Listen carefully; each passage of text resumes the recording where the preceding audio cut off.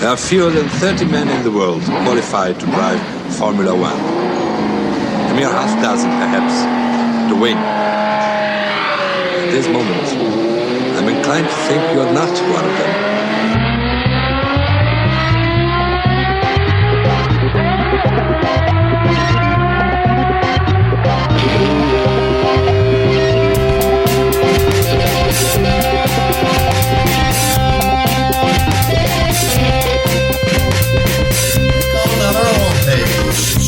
No, you want to. Keep up the good work, Stephen, and there you have it. There you go. Hello, this is Desiree for F1weekly.com. I'm your in-depth correspondent. Let's go with the qualifying, Steve. Welcome to F1weekly.com. My name is Clark Rogers. I'm the host of the program. I'll be joined by Nasser Hamid, my co-host. This is podcast number 808, October 28th, 2019. Nasser? Gracias, amigo. Lewis is lucky Chihuahua. No in-flight menudo for Max. Now back to the host, the Don Pedro of podcasting. Thank you, Nasser. On today's program, lucky LCH in Mexico go all the way.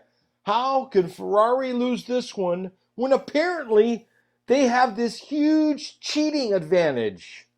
And Renault is not cheating. This is bullcrap. They've used the same system for ever. And just to remind everybody, we need your contributions to keep this program on the air. Just click on the Support F1 Weekly tab. You know you'll want to. Nas, welcome to the studio. How are you? I am doing very good, sir. And I say uno, dos, tres. Ferrari has done it again. They were on pole position in the last three races, and victory in each of them went to Mercedes team. Gee, what a surprise. But the race was very exciting and intense. 10 laps to go. It looked like any of the top four drivers could win the race. I really enjoyed the thrill of not knowing who will win till the checkered flag was waved. And I hope our F1 Weekly Familia member in Mexico, Senor Eduardo, was there and had a good time. Some photos, please, if you don't mind. Did you enjoy the race, sir? I thought it was stinko, and stinko. First of all, even Roscoe is not happy about this. You can't blame him, and I agree he didn't let up. The pole was taken away from Max Verstappen, given to Charles Leclerc, but to be honest with you, at least Max Verstappen would have done something with the pole, whereas Ferrari just mess it all up. They're just incapable of complex and deep thinking and self-analysis.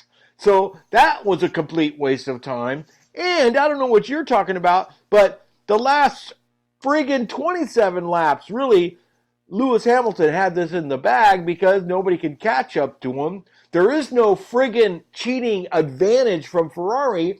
If they were cheating and they had an advantage on straight line speed, they would have passed Hamilton with tires that were so wore out, they were not worth putting on a Studebaker. So I am so confused. Once again, I'm confused in Japan. I go to Mexico. The in-flight burrito's great, but once I get on the ground, I am so confused again. Why Ferrari, with all this straight line speed, and they're cheating, so they must win, can't win because Lewis Hamilton is the luckiest man on the face of this earth. Back to you, Nasser. Well, I disagree with you. Ferrari is not getting confused by complex decision making. I think they are getting confused by simple decision making. If your car is running first and second, and you have a very good advantage in the straight, and you still don't win the race, not just one, but two or three, then, there's something going on here. Maybe we need to bring back Luca di Montezemolo. I don't know. And as far, I do agree with you on the Max situation. This was a great opportunity for him to win this race. Not saying he would have won it easily, but there would have been a lot of excitement if he was mixing at the front with the Ferraris, especially his BFF Charles Leclerc. And but it was not to be, and that's the way these things happen sometimes. But Seb was very close to within striking distance to LCH in the closing stages, and he had much fresher tires. Bottas was looking like he was on fire, California fire, and coming after the red car. But hey, that's the way it goes. And as I've said many times before, looks like everybody wants Lewis to win another race, as if he does not have enough wins. And when you keep winning, when you win 10 out of 18 races, chances are sooner or later you will be world champion. But before we go into nitty-gritty details, shall we take a quick look at the quali, senor? Please. I would like to hear your comments on Bottas crashing. What say you? Oh, that was the best part. The problem is he was trying to come up. See, so, Lewis Hamilton is lowering his carbon footprint. Therefore, everything that he eats has to have a low carbon footprint. Therefore, the salad, and especially the iceberg lettuce, which is grown right here in California, unfortunately is flown to Lewis Hamilton's household via 747, which has a large footprint. So see, Bottas was trying to figure out if he's capable of farming the lettuce in some boxes that he could carry around in the paddock to lower Lewis's carbon footprint, so Lewis would be a happier, more nourished man deep within the bowels of his soul. And in all that thinking, he lost control. Well, I just hope you're staying away from these California flames. Bravo, prego. Okay, so let's take a look here. As we said, Ferrari actually has been on pole in every race since the summer break, which is very impressive. Ferrari package has been so good, even their number 2 driver got on pole at Suzuka, and that's an early singer of the day. Out in Q1 were the 2 Haas cars, which included a spin by Grosjean, surprise, surprise, the 2 Williams drivers and Lance Stroll for Team Papito, Max and teammate Albon first and second in Q1. So it was looking very good for Red Bull from the start of quali festivities. Q2 heartbreak for natives, as Checo was 11th fastest. Lucky Dog and Wingman led a silver streak, followed by 2 red cars. There were 4 Honda-powered cars making it to Q3, which means the famous radio message that was sent out to Arnage needs to be sent out again to somebody else. And please allow me to say, good evening, Mr. Alonso. And with that, we come to Q3. Max was Machismo Man and put the Red Bull on pole. Leclerc second ahead of new numero dos at Ferrari. Lucky Dog was the other man and second row. As mentioned, Wingman had a big crash on the final lap, which did not please Toto Wolff, who I consider to be the Curtis LeMay of Mercedes F1. And then came the law. Max was stripped of his second career pole for not slowing down when yellow flags were waving after Bottas fought the wall and the wall won. Interestingly, last pole for Ferrari in Mexico City was by Clay Regazzoni in 1970, and last man to ride a prancing horse to victory there was Professor Alain Prost in 1990. Any thoughts you want to have on the qualifying? No. I'm just concerned about this Renault thing. They're cheating. Their Japanese results were stricken from the record. Yep, a system that they've been using since late 2014. Apparently, somebody over at the pink team, as I call them, was whining and complaining, and it was done. But how do these things happen? There's inspections at every race. The system has been in the car since 2015. Am I missing something here? Well, there's also a thing called sophisticated cheating, And that's how Toyota was thrown out of World Rally Championship for a couple of seasons, not too long ago. And then we had the fuel tank within a fuel tank of Par Honda, of which Nick Fry told the FIA investigative committee he had no idea it was there. So these things happen. And apparently it was a disgruntled employee who spilled the beans. And what can you do? And the other thing is that expanding Michelin tire, that was not used for the first time in the 2001 Hungarian Grand Prix. That was also in use. So teams complain when it's beneficial to them. That's what I have seen.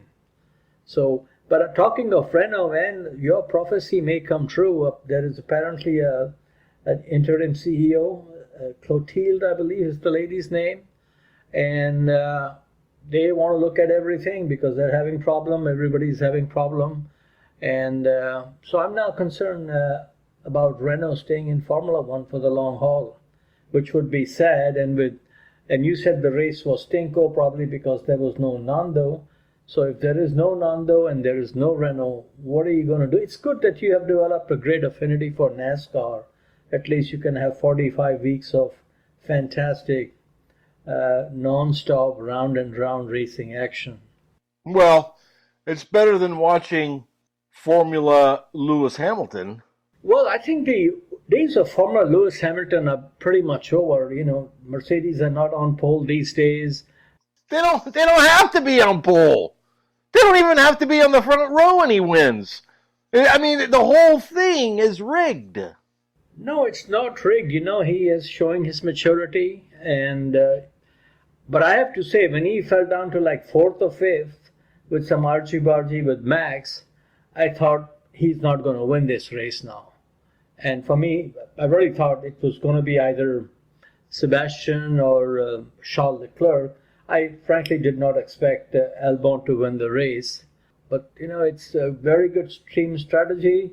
What I've noticed now, the more Lewis is complaining, my tires are not working, I need more power, chances are he's going to win that race. Because even in this race, he was complaining, why did you bring me in so early? And his, regular engineer, Pete Bonington, is sick, missing in action in Mexico and also in Texas.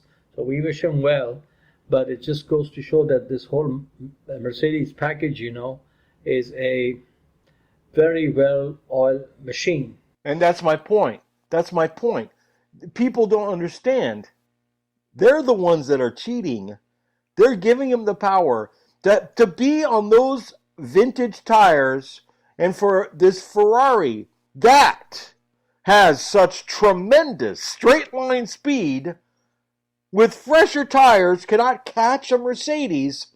What we have here is cheating, my friend. There is something wrong. Well, I've seen even talents like Lewis and Raikkonen. When Max Verstappen won his first race, Raikkonen was right within DRS range in Catalonia. And even with DRS, he could not pass him. So this is all part of the aerodynamics of the car. And Lewis, sooner or later, you will have to admit, I think you should really have breakfast at Flames with Nando, and Nando will convince you how good Lewis is. Because if there's anybody who knows how good Lewis Hamilton is as a race car driver, it's Fernando Alonso. And he can speak from close combat experience. Well, apparently, the other thing that's very funny, he was babbling about how he misses his engineer, blah, blah, blah. He's texting him for advice. Didn't need his engineer, did he? Yeah, but then again, you look at the situation with Mark Webber and Sebastian Vettel. It was pretty obvious when Sebastian Vettel joined that team that sooner or later he's going to take over that team. And, when you have one driver winning, how many races he won? Like, I think 9 in a row, and total 13, and your teammate does not win a single race. So there is a fine line between a very good driver and a great driver. And we've seen that in many, many cases. And I think that's what we are seeing at Mercedes right now. You have to look at it this way. The win that Lewis is bringing, do you think if Bottas had another teammate whose name was not Alonso or Max Verstappen, that these wins would be happening? Well, I do know one thing. Ferrari straight line speed is really, I don't know who comes up with these things, because I know people are getting bored of Mercedes dominating, so they try to pump it up a little bit with fake news. There ain't no straight line speed. I mean, I just looked at Autosport with this video about how they're squirting a little oil into the combustion chamber to listen, folks, that just makes you puff and puff and puff. I don't know. Maybe I'm just frustrated because Fernando is not in the building anymore and he's off with Elvis. But, in the other hand, to have a race where really everything, all the numbers, I had everything spread out on my desk. This was Ferrari's win, and 1-2. They should have won, but they didn't win. And there's something sneaky about that whole thing. I mean, I know Christ and Lewis are one, and we love that. But there is something funky going on when everybody's telling me that Ferrari's got straight line speed up the yin-yang.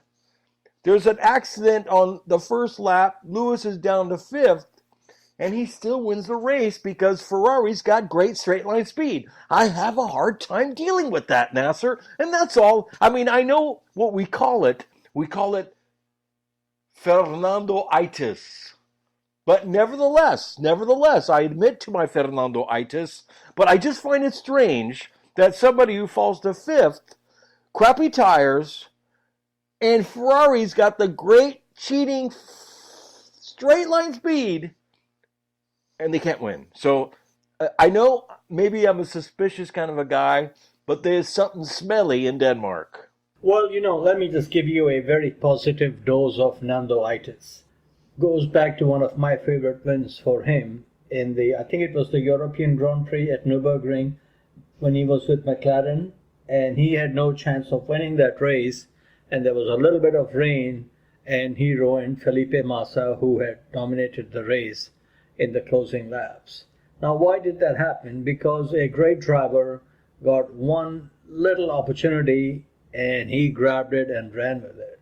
Now, it's not Lewis Hamilton's fault if Ferrari screws up and bring their Charles Leclerc into the pits very early in the race and then let the other guy keep running for a long time, which I think was a good gamble because he was going to have much fresher tires. But when you have a talent like LCH, and he is a talent that even your man Nando, when Sebastian was winning all those races in championship, at the height of Vettel's dominance, Nando is on record saying he still has ways to go to reach the level of Lewis Hamilton. So you just have to suck it up, Mr. Rogers, and just believe that Lewis Hamilton is a great driver. I'm not saying he's the greatest or the bestest or anything, but this is not your average Grand Prix driver that you can purchase off the shelf at Costco with a 20% discount. I understand, but so literally he is reaching levels of JC, because really we're all talking about mechanical machines, and when everybody's the pounding of the fist on the desk with Ferrari straight line speed, and we all agree that Vettel is a great driver. How could Vettel, a four-time world champion, not catch and pass somebody who had 50-lap tires on his car? I know what you're going to say. Lewis is the greatest. I'm the greatest. Float like a butterfly, sting like a bee. And I agree with you, because maybe I'm having a hard time accepting it deep down in the bowels of Clark Rogers. So therefore, I will move on. I will do what a lot of people do. We're going to turn the page. Okay, Mr. Bob Seger. Now let me just give you another example. Once upon a time, who in this world say Thierry Boutsen is in the same league as Ayrton Senna? And would anybody ever even think about that? We're not talking about Senna. No, I'm just telling you. You watch one of the Hungarian Grand Prix, Boutsen was leading in his Williams, and Senna caught him in his McLaren Honda, I think it was. And for many, many laps, he was right behind him, could not pass him. These things happen. I mean, it's not like that four-time world champion could not pass him, so Lewis is cheating or something else is going on. Well, that same four-time world champion is having issues with Charles Leclerc.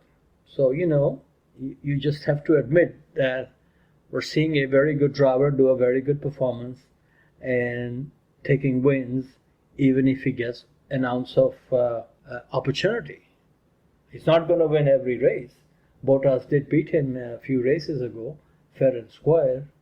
So, it's not like that the whole world is trying to put all the luck all the drivers should have is being bestowed on Lewis Hamilton. I don't think that's the case. And I want to ask you a question. I don't even know if this podcast would be happening under the name F1 Weekly if Fernando Alonso was sitting on 83 Grand Prix wins. It will be called, F1 Weekly would be called Mios Dios Nando Weekly.com. Not even weekly, it will be a daily show then. Indeed, it would be like on podcast 25,000. Yes, there you go. Okay, now let's go back to the race and more Lewis Hamilton for you. I mean, of course, he did not win the championship in Mexico as he had done a few times last 2 seasons. So now he's coming to the U.S. Grand Prix, Austin, Texas, and Moa is flying out on Thursday night. And most likely he will be world champion there. There he has won 5, I think, of the 7 races. Has been very dominant there, kind of like Marc Marquez in the U.S. Are you going to have some conspiracy theory before, during, or after the U.S. Grand Prix also vis-a-vis Lewis Hamilton? No, but I've already seen the design of the hat that they were going to put on Lewis Hamilton's head when he wins his championship, and it's very similar to the Pope's hat. Well, maybe you know what? It's good. I hope they give him that so he can display that and his cross on his body at the season finale, Abu Dhabi. That'll be very nice. Yes, and especially when the Abu Dhabi UAE Sheikh, whatever the name is giving him the trophy, he can display his achievements to him. And there's that painting that's in the Louvre when Napoleon is being crowned emperor. And the Pope is in the background, giggling and smirking. They were thinking of staging something like that for Lewis. With the Toto Wolff as the Austrian Pope? Exactly. Oh boy. Well, one guy who was happy, which kind of surprised me, maybe he has accepted his kismet, fate, was Sebastian Vettel. He was happy with the second place, and in the post-race Meet the Press session, he borrowed your phrase and called Lewis lucky, saying Ferrari did not have the pace to catch and pass Lewis. I think Lewis did surprise Seb and Scuderia by not suffering the loss of grip they were expecting from the Pirelli tires. So maybe you can have a cup of cappuccino with Sebastian and just reminisce about the days Nando and Sebastian used to rule the world. There's a rumor, but the biggest problem is the tires that finished the race on Lewis Hamilton's car are missing. And somebody suspects that under the word Pirelli, it says Michelin. Oh, so they are the expanding tires? I'm just telling you what I've read on the dark web. Oh, I know what it is. Pirelli is now owned by a Chinese company. Okay? So before every race, they give him some fortune cookies. And when he opens them, it always says the same thing. You will win race soon. Maybe that's what it is. Okay, now we're going to move to the third man on the podium, Mr. Valtteri Bottas. Can you imagine? This guy has 3 wins and his teammate has 10. That's 3 times more wins. But lucky for him, he has a contract with Mercedes. Now, 2 Mercedes drivers on the podium was definitely a impossible dream after qualifying. But this podium for Bottas delayed the championship celebration for his teammate. And like Seb, he also made a late stop for tires And at one time, late in the race, now you can explain this now. Late in the race, Mr. Bottas was within DRS range of Seb, and I was expecting him to pass and be told as soon as he passed Seb to hold station, but that message was never required from his favorite DJ, James Vowles. Well, Terry, this is James. Don't push Lewis. What say you on that situation, amigo? And I'll tell you, when he was very close to him, you know what I was thinking, Mr. Rogers? Now, a couple of years ago, he was all over Seb, but could not make a lunge to win the race. I think it was the Bahrain Grand Prix. Yes. You remember that? Every minute. So I think Bottas is a very good driver, but I think he does not have the bite that an angry Chihuahua may have, or an angry Mad Max may have, or even Charles Leclerc. So we'll see how it goes. Now, seriously, did you like the Ferrari 1 stop for Seb and 2 for Charles Leclerc? No. Yeah, when they brought in Charles from the lead, which was under no threat from anyone, it's not like, Lewis was climbing all over Seb and him. I just had this feeling this will be a Sebastian Vettel win, because frankly, I did not think that Lewis will win the race. But lap 13 was not so lucky for Lando Norris. Even though he's driving for McLaren, he experienced spaghetti culture as one of the rear tires was not bolted properly. And Mr. Charles Leclerc, I don't know if you saw any of the press briefings and videos that is available on YouTube, but he was lost in press briefing after the race, made a good start and stopped on lap 16 and went out with medium tires, thus requiring a second pit stop for change of compound, which told me right then and then that he was, a well-done menudo soup right there. A delayed pit stop and later a lockup while closing on Bottas prevented Paul Sitter from appearing on the podium, which was very sad for him. He did admit he needs to better communicate with his team, but he did get 1 extra point for setting the fastest lap on lap 53. Whoa! Now, Mr. Albon, any thoughts on Albon running very good this race, especially in the early going, sir? Yeah. You like this young kid? He's okay. Yeah, Albon running in third place behind the 2 Ferraris in the early laps was very impressive, and I'm sure it earned him a lot of brownie points with Dr. Marco, an almost impossible feat to achieve. I was very surprised that after he pitted on lap 15, Ferrari brought in Leclerc to cover Albon. I mean, that is really a dumb move. If it was Max, that's another story. Nothing against Albon, but I think he is lacking in experience to take the fight to the top dogs at this stage of his young career. He did finish ahead of teammate Max, and now we come to the man who had the pole, who could have easily gotten the win. Now, easy to say this after the race on Monday evening while we're sitting in the comfortable palatial studios, but I think this could have been an easy-peasy victory for Joss's wunderkind. Max was victim of self-inflicted wounds, both in quali and the race. Now, this was interesting. According to media reports, he was not going to get penalized for not slowing after Bottas' crash in Q3, as his previous time was also good enough for pole.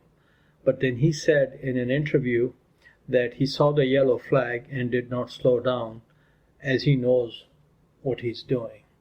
And I think that did not go down with the stewards, and that this is as per what I've read in the media. At the start, a minor argy-bargy with Lewis was harmless to both, but on lap 5 he got his tire clipped by Wingman, and that smashed his chances like a piñata of a third straight win in Mexico. Do you think, sir, this was Max's win? No. Who would have beaten him? Fernando. No, seriously. It has to be only one person. Jos. LCH. There you go. But you know what this really shows is how poor was the decision by Daniel Ricciardo to leave a competitive ride for Yellow Fever. He could run with Max and beat him now and then. And with his best-in-class racecraft and late braking, Danny today would be fighting for top 5 in races and championship. Local hombre Sergio Perez, who hails from Guadalajara, delighted the fans with an impressive display of defense of his 7th place from the Honey Badger.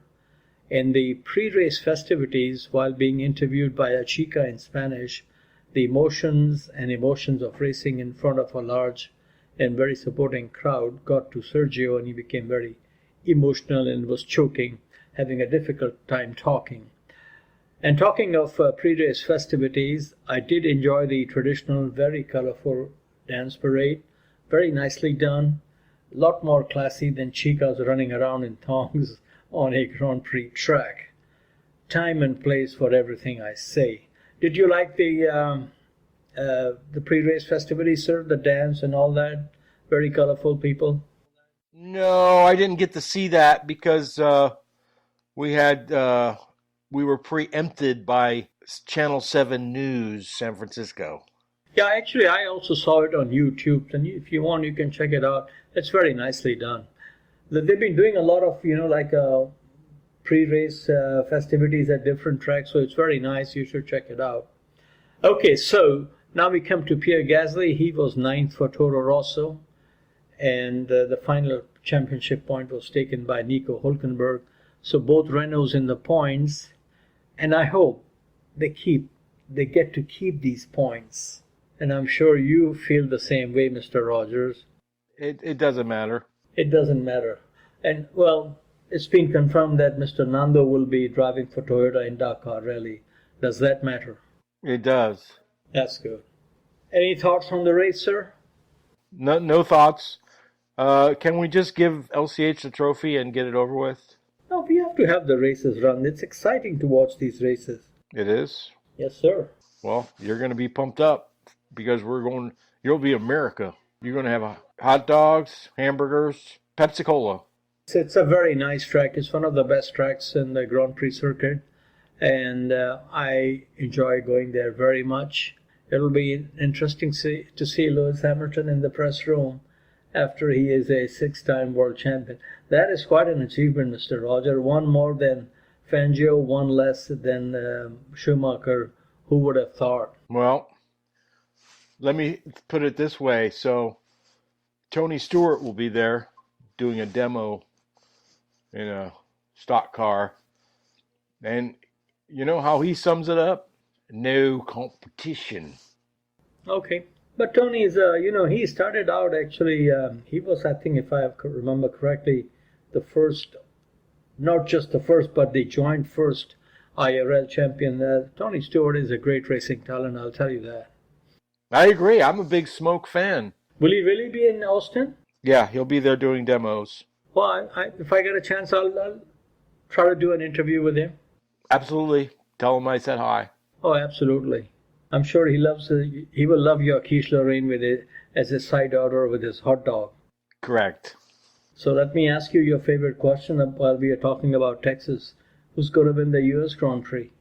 It's going to be those Mercedes with their straight line speed. Very good, very good. I think you need a break and some Stella Artois. Some nachos and some habanero sauce. Yes, and some Stella Artois so you can get back to whatever normalcy is for Mr. Rogers. That's true. I am off on the deep end right now. So let's take a quick break and we'll be back after this brief message. A lot of pressure from everybody today with Sebastian, with Hamilton. Welcome back to F1weekly.com. Clark Rogers here, your host. And now, as we spin the globe and go around the world with Motorsports Mondial and the king, the guru himself, Nasser Hamid. Thank you, sir. And may I suggest and recommend that you put on your noise-canceling Bose headphone, because we're going to start with some points to ponder about some factoid from Mexico. Okay, now listen to this. 100 victory for Mercedes as a constructor and 100 podium for Lucky Dog as a Mercedes driver, becoming only the second driver after the M. Schumacher to have 100 podiums with one team. Very, very impressive. Victory was number 83 for Lucky Dog, now only 8 behind the all-time record of 91 Grand Prix wins of Schumacher, which depending on the package, he may be able to meet or eclipse next season. And that should be very, very momentous occasion in the history of motor racing. Okay, and I never call Lewis Hamilton the greatest and never will. It's hard to really compare people from different eras. But you cannot argue when people have stats like 4 championship, 91 wins, blowing away everybody on their debut, blowing everybody in the rain in Monte Carlo, 1984. So all these great drivers, I enjoy them and I appreciate and love what they do on the track. And sir, what a podium we had in Mexico. First time in F1 history, the winning car made a podium appearance. This podium was even more cooler than the Monza podium. I think it was very cool. Did you like that, sir? The silver car up there with the driver. It was fine, but the selfie guy was annoying. Okay, yeah, he's getting some press too. And, okay, so now I was going to do a little segment of Thieves in the Temple, Renault being disqualified from the Japanese Grand Prix. But, we've already covered that. And, all these issues that are coming with Renault, about rumors are circulating that Russian Lawrence Stroll, also known as Dmitry Mazepin and Papito of Nikita Mazepin, is apparently making a bid for the team. Renault F1 performance, the upheaval at the top level of management is definitely not good for the team. And most of all, CEO behind bars is not a PR strategy recommended by Sachi and Sachi. And so as we look at little Historia, the Mexico Grand Prix, first Mexican Grand Prix, Championship Grand Prix, was 1963, won by Jim Clark in a Lotus, surprise. There were 6 American drivers in this race. Highest place was Richie Ginther in 3rd. Dan Gurney was 6th. Hap Sharp was 7th. Jim Hall of Chaparral fame was 8th. Phil Hill, first American world champion. And Maston Gregory, winner of the 1965 Le Mans race, did not finish in this event.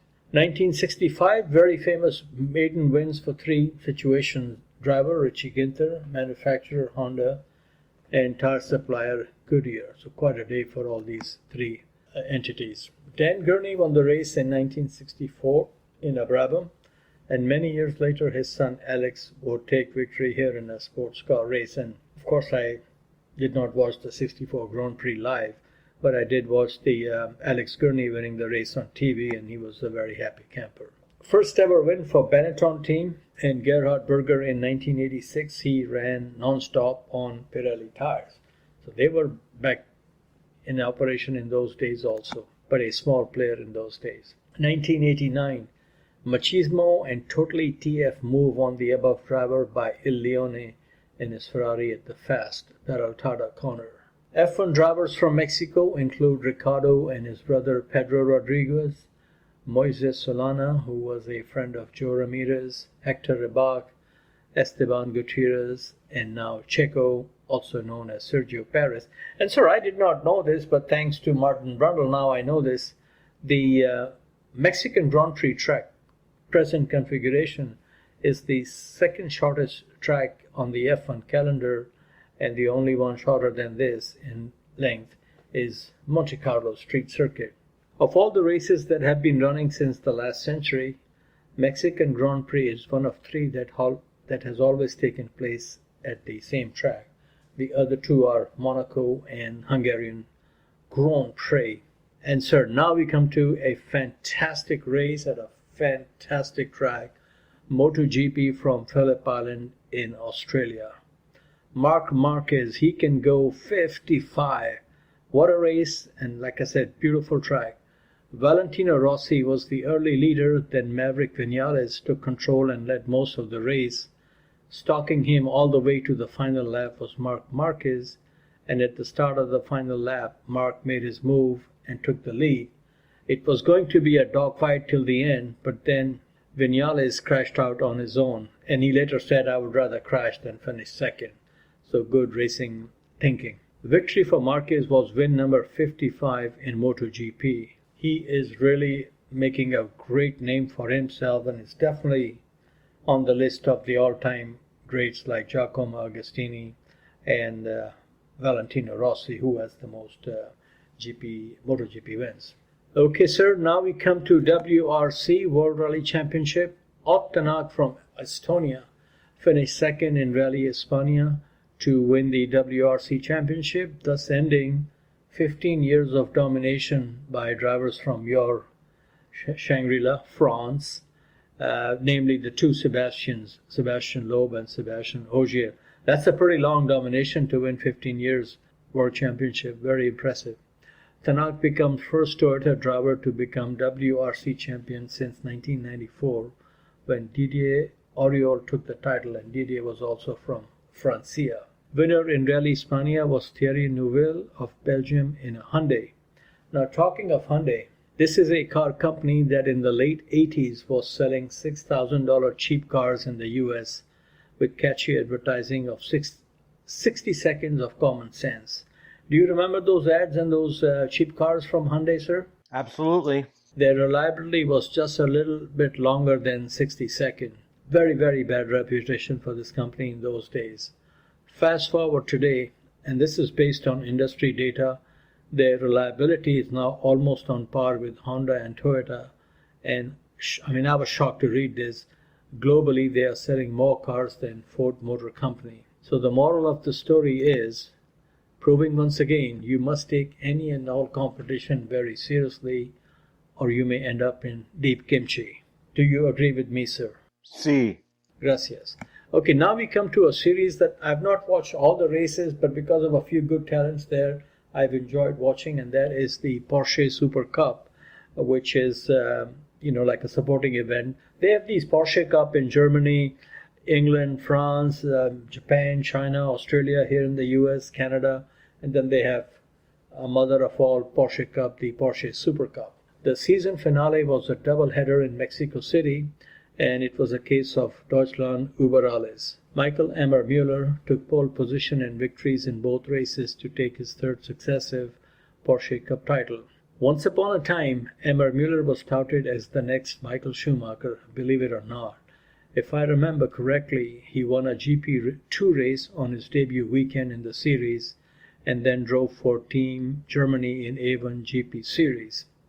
It was in this series, in a race at Sepang, he made 3 boneheaded moves in the same corner during the weekend, and I think that pretty much put a kibosh on his F1 aspirations. Nevertheless, thus congratulations to him on three-peat, and we wish him well for 2020. The Rookie of the Year title was won by Ehancan Guven from Turkey. This kid and a young French driver, Julien and Lauer, are very good talent, and we shall keep an eye on their progress. And frankly speaking, it was because of these two kids, Guven and Lauer, that I followed the series this year. Now, as you know, Mr. Rogers, federal law and FCC regulations prohibit F1 Weekly Podcast without any mention of Nando, like we have not mentioned him yet. But today we have real news. Machismo from Oviedo has been confirmed as a Toyota driver in next year's Dakar Rally, which will take place in January, of all the places in Saudi Arabia. If he wins, he will join Jackie Ickx as a Grand Prix and Dakar Rally winner. Perhaps the local will give him a new title, Sheikh Alonso. Sir, if we have some time, we have a little segment called Tales of Toto Domination. How are we doing on time? I think we got another 8 years of Hamilton, so let Toto go. Okay. Under the dynamic leadership of Toto Wolff, the Mercedes F1 team has reached new heights in Formula One. 6 Constructors and Drivers' Championships in a row. Hard to believe this is even better than what Ferrari had in their halcyon days with the Red Baron. To mark this wonderful achievement, we shall look at another similar uber domination season from the pages of Formula One.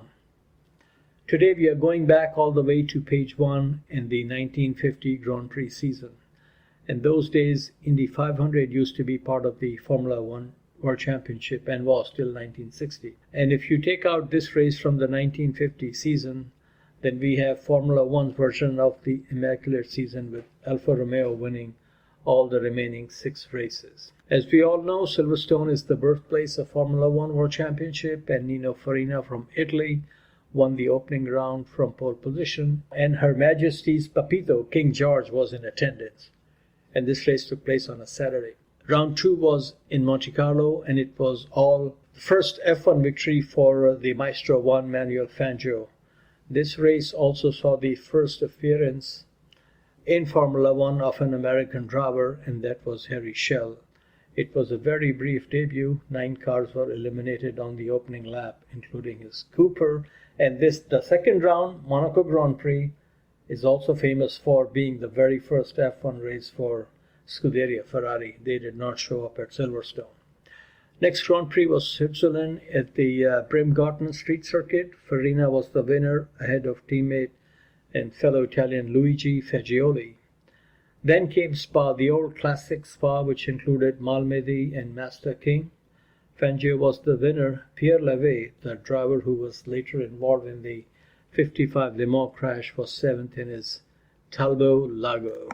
Reims Street Circus, and I've been to this place and it's beautiful, and you've been there, and it was your picture at that place that brought us together. Talk about karma. Reims Street Circuit was the venue for the penultimate round, the French Grand Prix. Fangio was the winner. The grandstands and drivers' meeting room are still preserved along the Route Nationale. I don't know the highway number. Do you know the number, sir? No. Okay. And I will highly recommend a visit to this track if possible.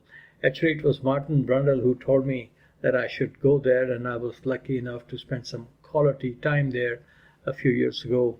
And tell you, man, standing in that old small driver's room and thinking of Fangio, Clark, Brabham, Hawthorne, Gurney, they all stood in that room once upon a time, was a chill factor to the max. The season finale was at Pista Magica, also known as Monza Autodromo. Quite a day for the Tifosis.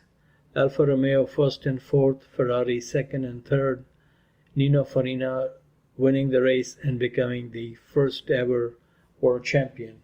Something tells me he did not celebrate winning at Monza like Sebastian, going ring ding ding and doing the Egyptian dance. Okay, sir, and for the record, the 1950 Indy 500 was won by Johnny Parsons in a Curtis Craft Offenheiser. So I hope you enjoyed that, sir, and I hope our listeners enjoyed that too. And now we come to famous last words. This is Sebastian Vettel after the Mexican Grand Prix and on being impressed by Lewis's tire management. This is what he said, I quote, "If you are a woman on this planet and you have this guy giving you a massage like he's treating the tires, it's pure magic," end of quote. And all I can say is, watch out, Lewis. Desiree will be calling. Keep up the good work, Nas. Well, I hope you have calmed down and you are feeling good, and that you will thoroughly enjoy the Nathan's U.S. Grand Prix at COTA. No, that's not going to happen. I don't know what the weather forecast is. Have you looked at the Austin weather forecast? No. But I don't want any rain. Well, it doesn't matter. You still know who's going to win.